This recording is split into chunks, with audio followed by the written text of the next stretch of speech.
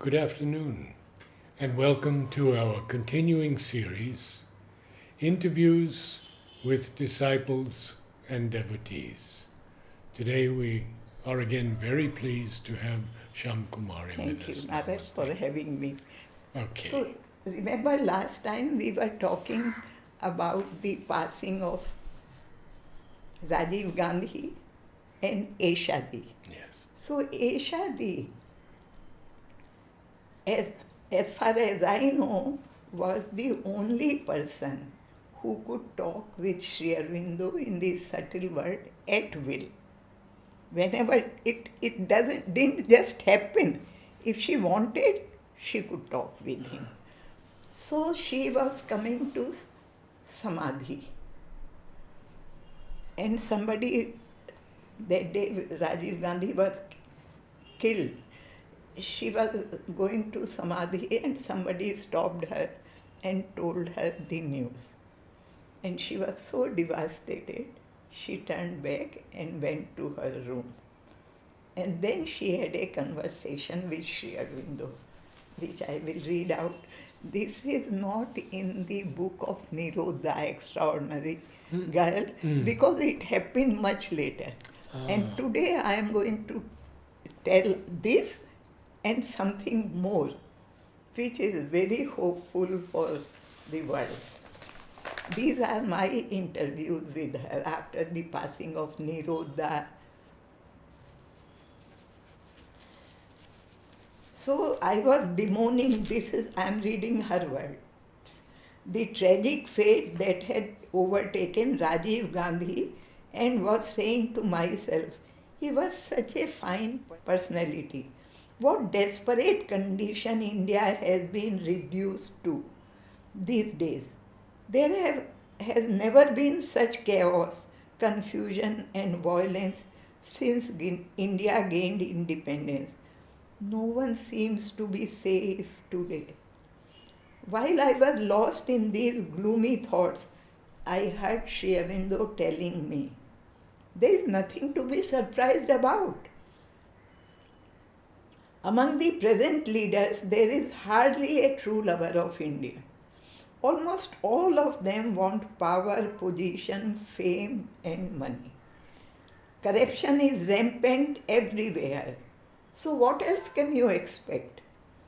In our time, we truly loved India. People sacrificed their lives for the sake of the motherland. We never forgot God. We felt His power working through us. All the leaders were the disciples of yogis, and the cry of Bande Matram acted like a mantra. It echoed from shore to shore, state to state. That was India then and today. Nobody takes the name of God or raises the cry of Vande Mataram. So long as it is like that, India will suffer. The trouble will continue for a long time. Then a change will come. You may not be alive to see that change, but I will raise up in India. This is from Extraordinary Girl. Now I read to you something, how he will raise India.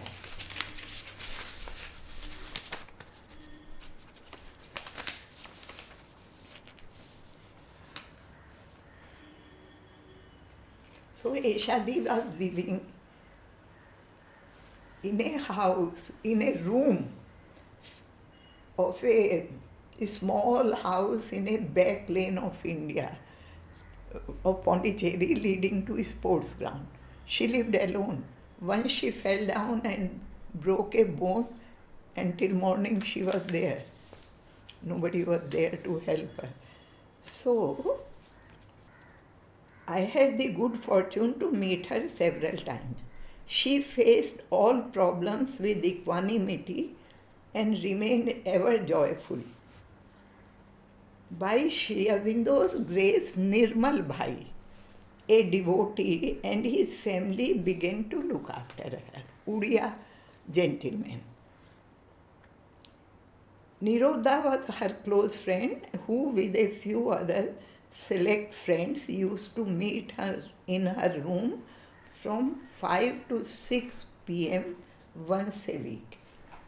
One thing that greatly troubled Eshadi was the deterioration of the ashram atmosphere, the disappearance of its earlier vibration. Previously, the sadhaks could feel a type of entrancing divine vibration and had extraordinary experiences.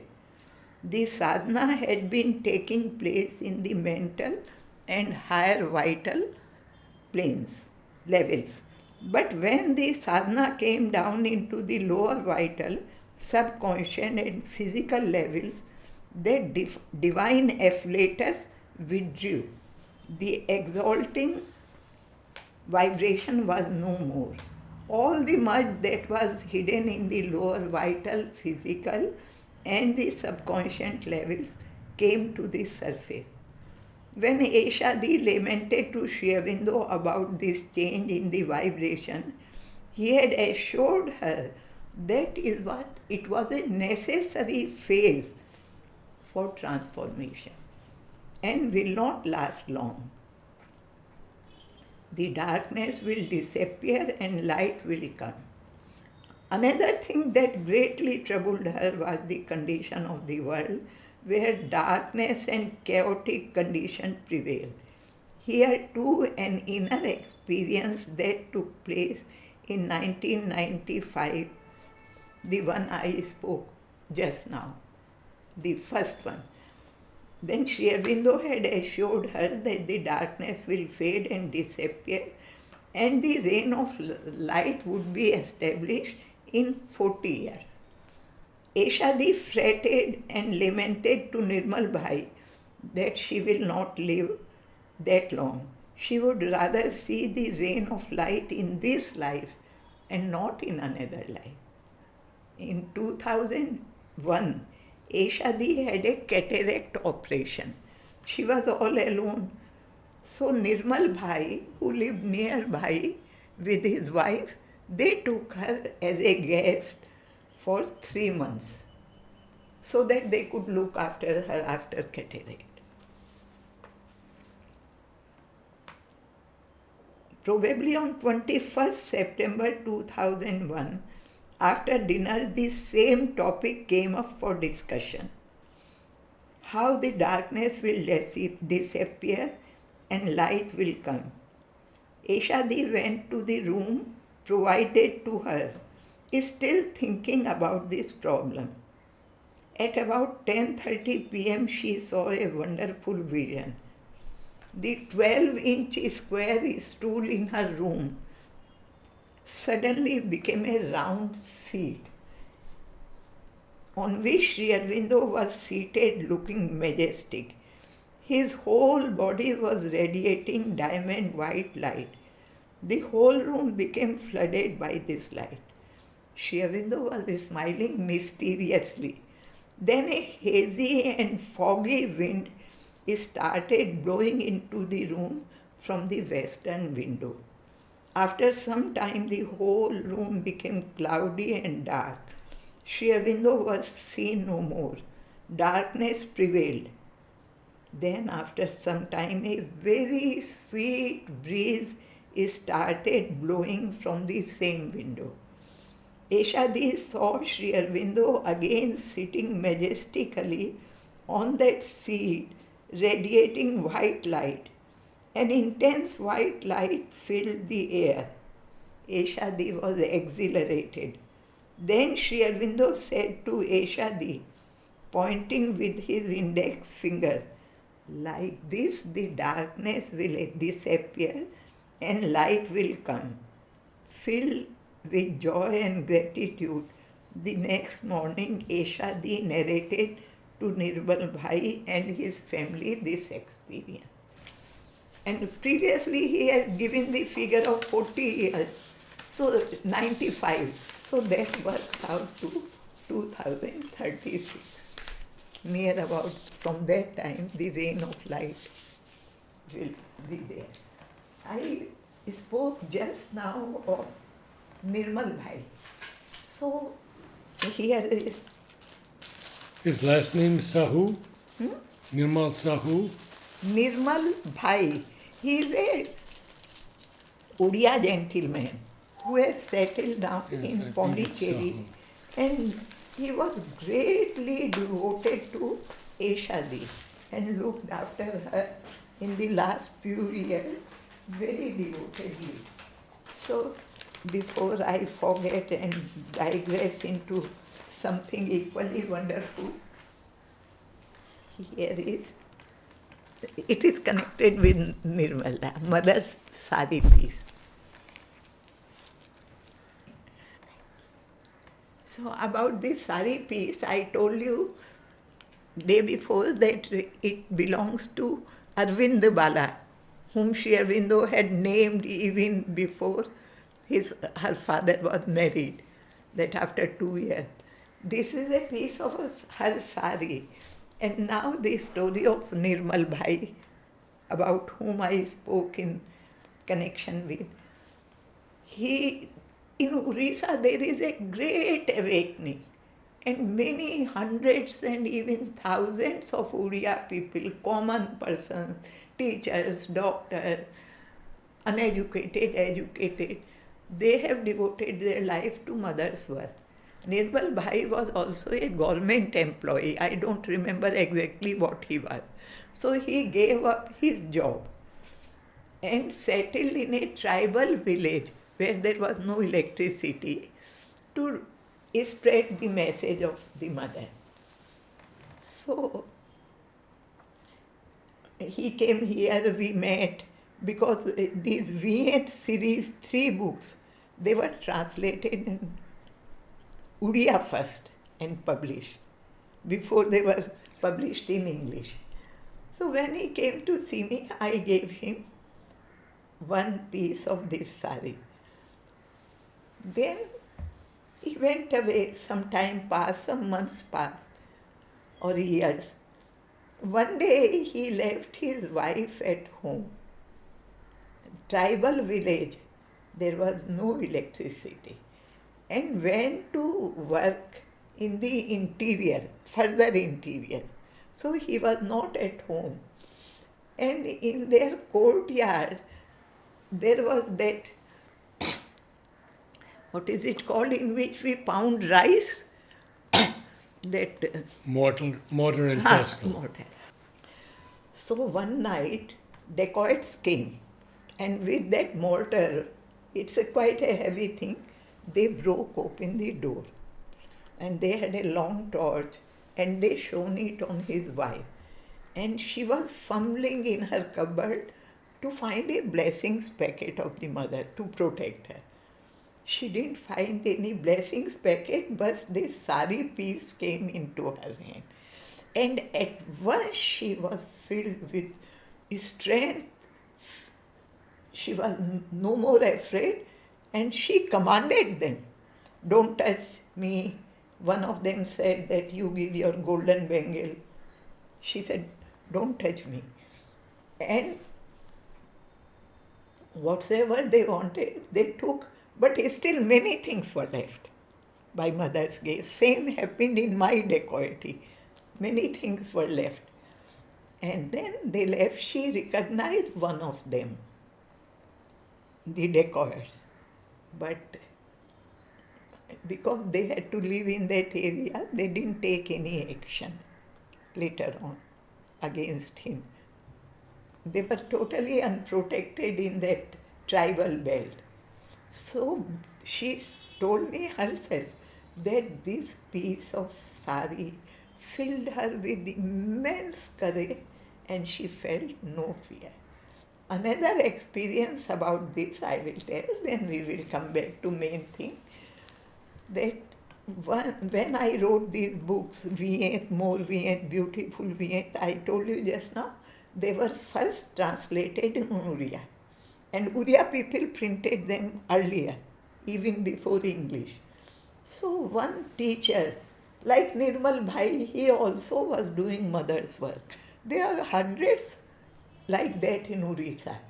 Very simple people, they leave their work and start spreading mother's message. he came to meet me after reading these books. Babaji Maharaj, our Baba Ramakrishna, he gave them the name Sudha Samachar, Sundar Samachar, a third one I forget. So he came after in Orissa centers, these books are read continuously. Once they finish, they start again. So one gentleman came to me and he was so enthusiastic. My God, he prostrated himself before me. I went away and he stood on the staircase and put mother's photograph in front of him.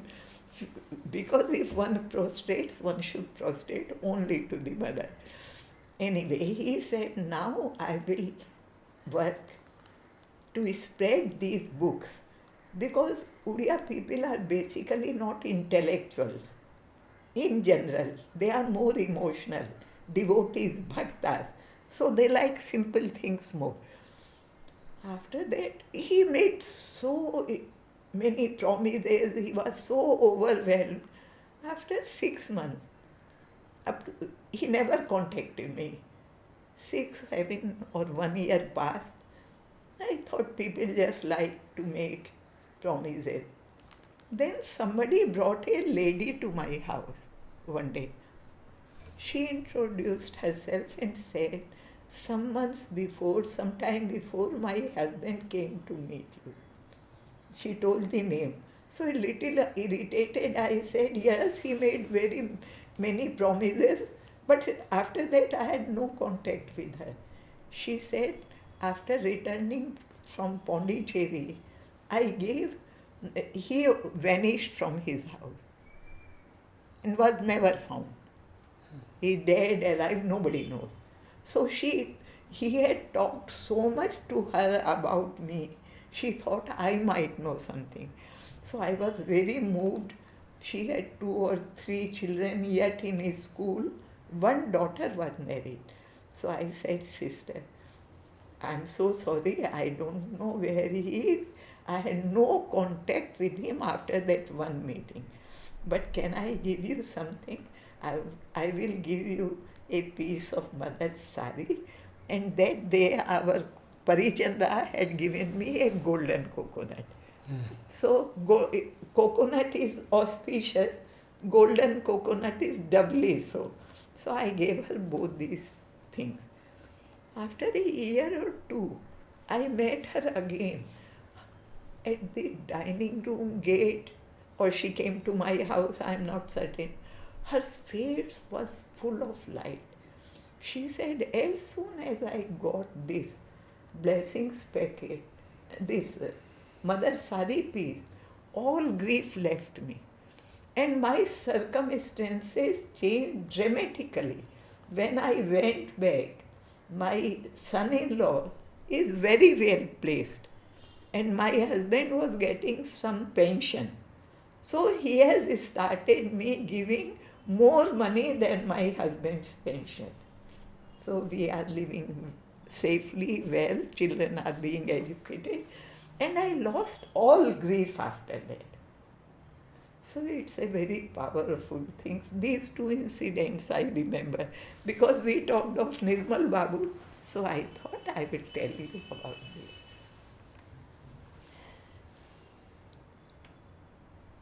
I remember 2 of my very important visions about Nalinida, which, if you allow me, I will like to share. One night I saw that as we entered the innermost room, in that doorway, in the middle corridor, there were 2 beds on which Nalinida lay in totally a golden body. And end to end they were placed. On the other cot, there were golden vessels for his use, Nalinida's use. They were just outside the innermost room on that doorway as we entered. Next day I told him of this vision. He said, nothing, you just saw my golden body. Just that. Then another very important experience I had, if you remember, Nirodha asked one day Nalida that, Nalida, where do you live? Oh, yes, Huh? yes. He said, "Na, sometimes in the Yes, I lower know. reaches." Mhm. So exactly that happened. I, in a vision experience, I found myself in the ashram school courtyard. And there was a meeting, and Kirit, Kittu, all these big wigs, they were sitting on chairs with the students around. I wanted to go and stand behind them. Mother had appointed me a teacher, so I was a part of the school. And suddenly I found myself, what I suppose was overmind, in the ether. You know, mother's chair, which is kept in the hall on a special day. Like that, there were in a row 6 chairs, and the 7th chair was above the 6th chair in the ether.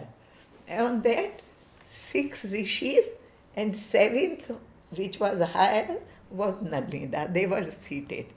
The 7 rishis in India. So, next day I went to him and said, I saw like this. Are you one of these Saptarishis, as we call them in India? Sapt means 7, Rishi. He said, I am one of the millions of saints of India. Such was his humility. On another occasion, I just said, without understanding what being universalized means, you must be quite universalized. You must be universalized.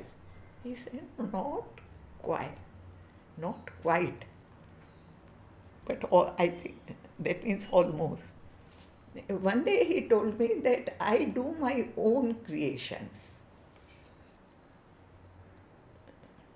Like he was a creator. And that day when I stood behind him, he said, your place is not there with Kirit Kittu, that school. Your place is here, where he was. In this connection, I will tell you about the games we used to play with the mother. One or two humorous incidents about Nalida. One day, one child, for children, new chappals and shoes are really precious, very important things in their life. So one boy, Parth Adinath, he went and said, Dadu, Dadu means grandfather, Dadu, look at my chappals, new shoes or new chappal. Nalida, he went with his mother to do pranam. Nalida just turned round and went in. His mother became afraid that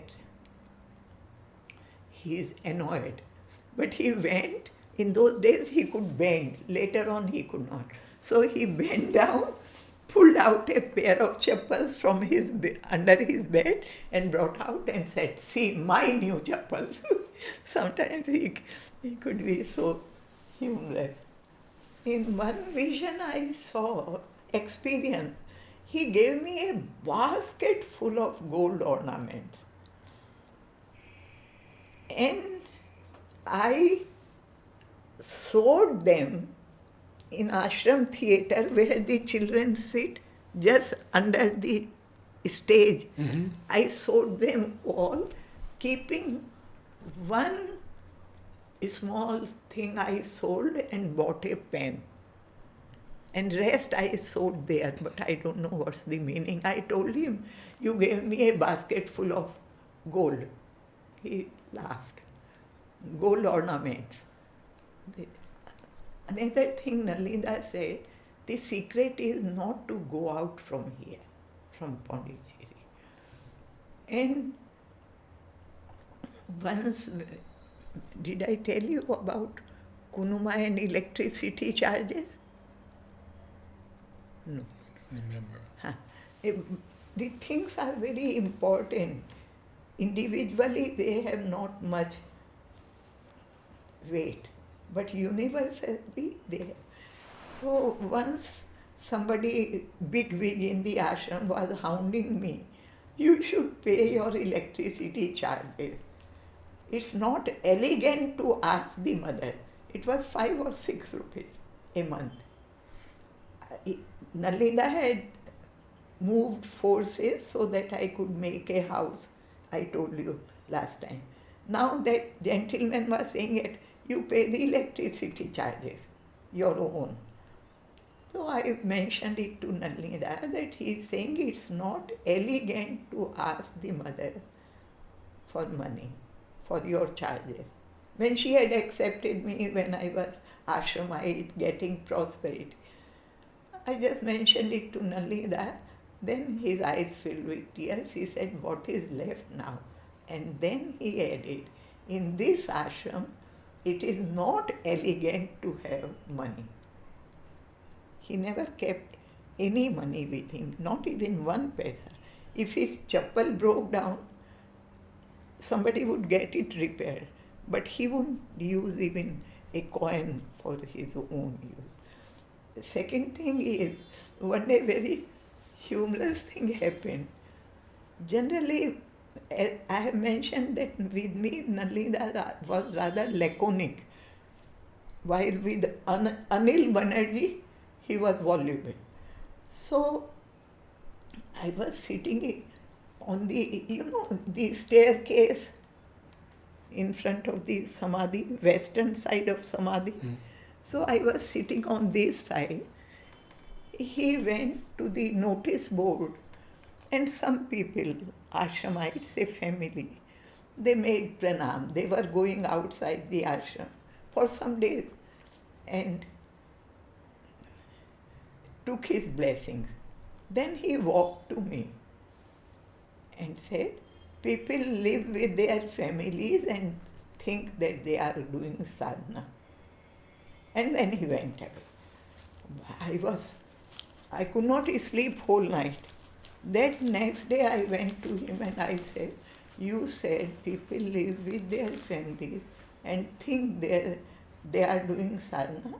He, like a prize fighter, he spread out and, yes, I said so. I said, but I also live with my son. He started laughing. Oh, that's another thing.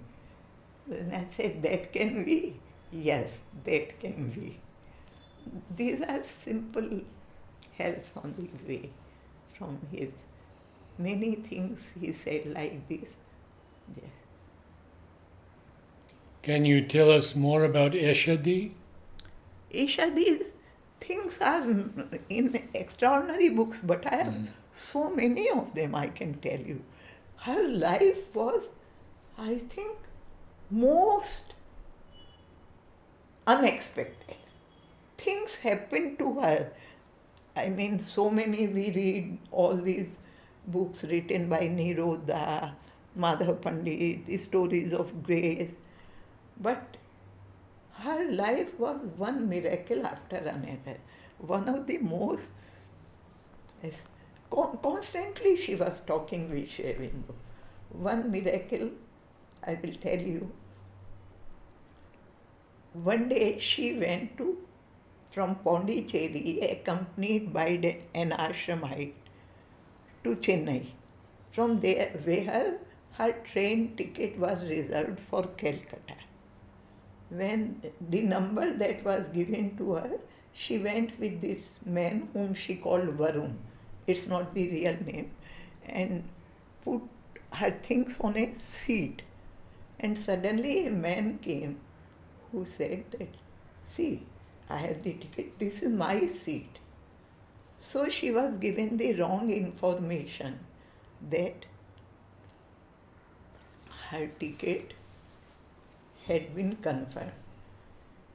What to do? Her luggage was brought down by Varun, but Varun had to leave. He had another berth, and they went to the ticket office.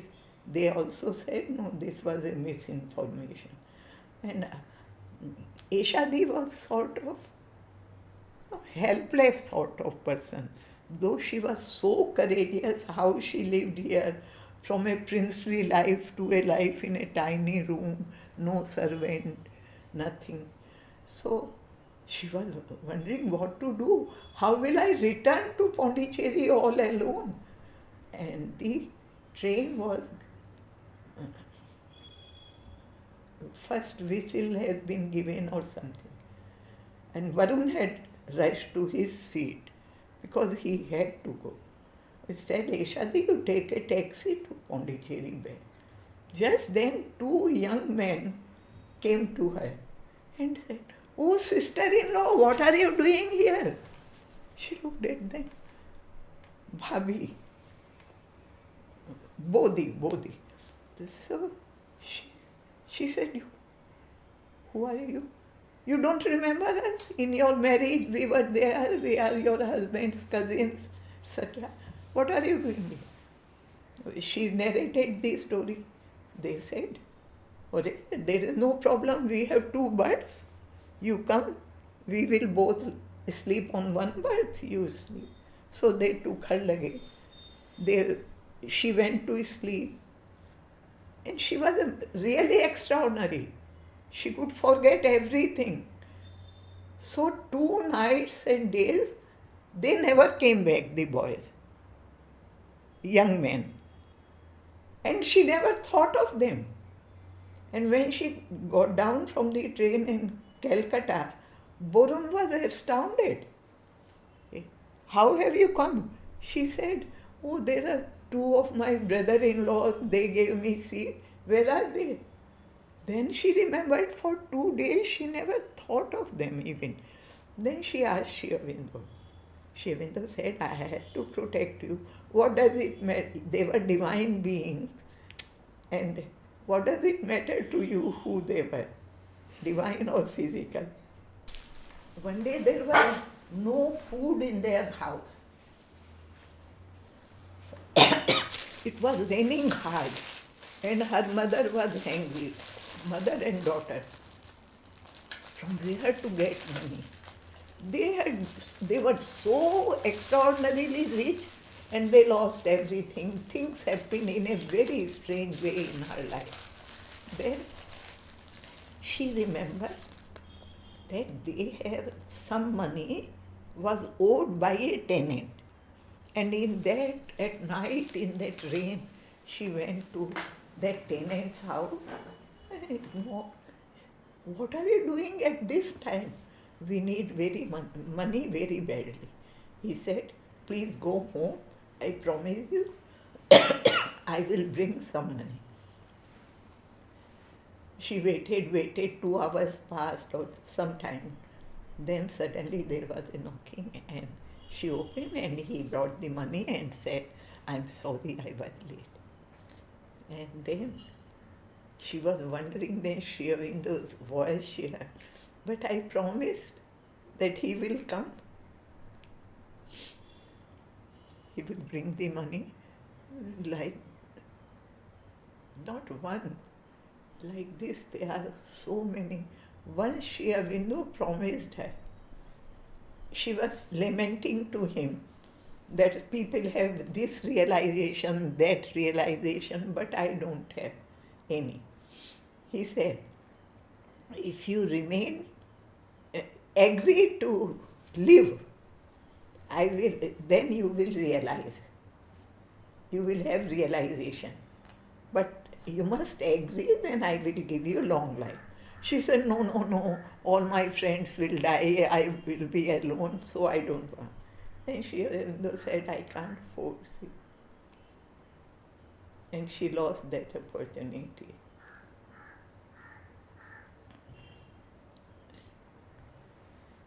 Like this, many stories I can tell about her. There are at least 20 extraordinary things which happened in her life. When Shyavindu showed him hell and heaven also. I will tell you some things I remember. One most extraordinary story of grace about Udar. Today I remembered it. So Udar had gone to Odisha for Sri Aurobindo's centenary work. Mother was sending him here and there, and he was returning. So, some kilometers, not very far from Chennai, suddenly their train collided with another train. It's most wonderful. And he called mother.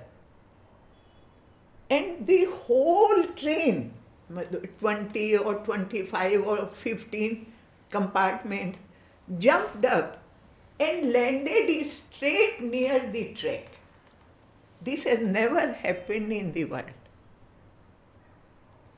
At least some compartments remain straight, some overturned. The whole train just jumped and stood straight. Then the relief train came from Chennai, brought them to Chennai. He took a taxi and hurried to the mother and entered her room and said, Mother. Mother said, yes, I know that. When you called, I didn't have even the time to see in which compartment you were. So I had to save the whole train. Isn't it? Only she can do all this. I will tell you of two other train accidents with the mother's grace. You know our Vishwajit the boxer, Pranab Das department. Once he was called to as ashram representative to Hyderabad center. It was their silver jubilee or golden jubilee or some such occasion. He was sitting, sleeping in the train. In the dead midnight, there was an accident. The whole train jumped up. And he cried, Mother. And then from his second berth, he fell down. And the compartment shuddered and he stopped. No, they talked, all the passengers talked and shouted what's happening. Nobody had a matchbox or lighter. So whole night passed that in the train, in that compartment. Morning when they opened the door, you know, the engine had fallen 1 kilometer away. And in their compartment, not one person was wounded even. And so many had died. And extraordinary thing is, at once the government got active and relief stations were arranged, and the in charge of those relief operations, a military officer, was a devotee. So he at once conveyed this message that Vishwajit Da is safe to the center people. Everyone read in the morning papers about this, and to ashram. So everyone was reassured. Third accident I remember, you know our Manoj Das Gupta, the trustee, very well. His maternal uncle, Naresh Chandra Gupta, I think, he had a daughter late in marriage. And when they brought their daughter to the marriage, mother made quite a fuss about her. She was 3, 4, 5 something. And Champak Ji, when they came out, husband and wife with the daughter, Champak Ji told them, she is mother's child. You look after her. Then they said, how should we behave? Don't scold her. She is mother's child. All right. They boarded the train to Calcutta. In the middle of a jungle, Suddenly there was such a collision that in the open open compartment in which things are loaded, it was full of iron bars. All of iron bars melted and became one ball. Such a collision. And when the accident took place, the child cried, Baba, call mother, Baba, call mother. And the compartment was turning like this, and he stopped it straight. Many died. 2, 3 days they had no water, no food, but they were all saved by the mother's grace. Like this, another Anand Reddy or who it was. You know, in India, how people dress for marriages, if they don't have enough ornaments, they will borrow. So one lady went in Andhra Pradesh, she was a devotee, with her daughter. This was told to me by Anand Reddy. I don't remember the name of the lady, but it's not important. She went to a marriage in a village, jamindar, landlord. And it was a grand wedding, and the wedding took place, and the landlord's, that big man's daughter was married. When the bridegroom and bride, they went away, these people who were, this lady was to go next day back to Hyderabad. And for this wedding, she had borrowed the golden collar of her friend. That golden collar of these gold coins.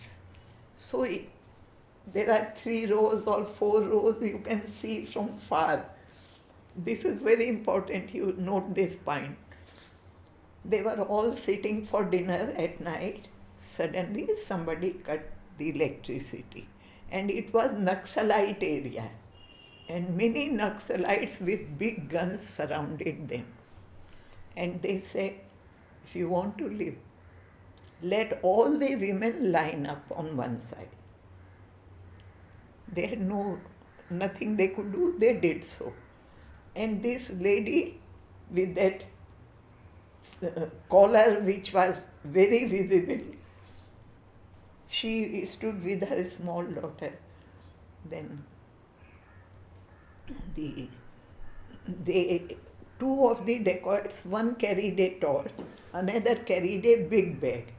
And he would show the torch on one woman, and they will ask her, take off your ornaments and put in the bag. Like this. When they reached that woman, the man said, she has nothing. And they moved. When they had left, after looting, they left. And this collar was quite visible. But then they reconnected the light, the man of the house, and everyone was wondering that why they didn't take her collar. At least other things they can say they were under the sari, not visible. Then she said, how could they? I have the blessing packet of the mother with me.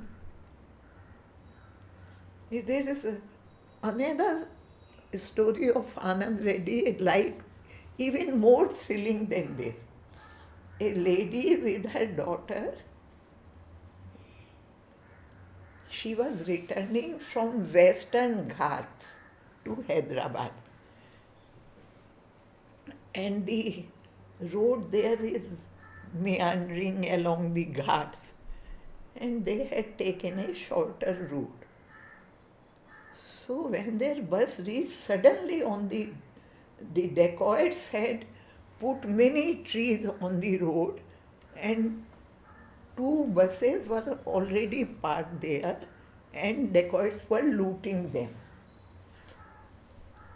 As soon as they reached there, behind those buses because there are so many bends. You don't know what is around the next bend. They could not see.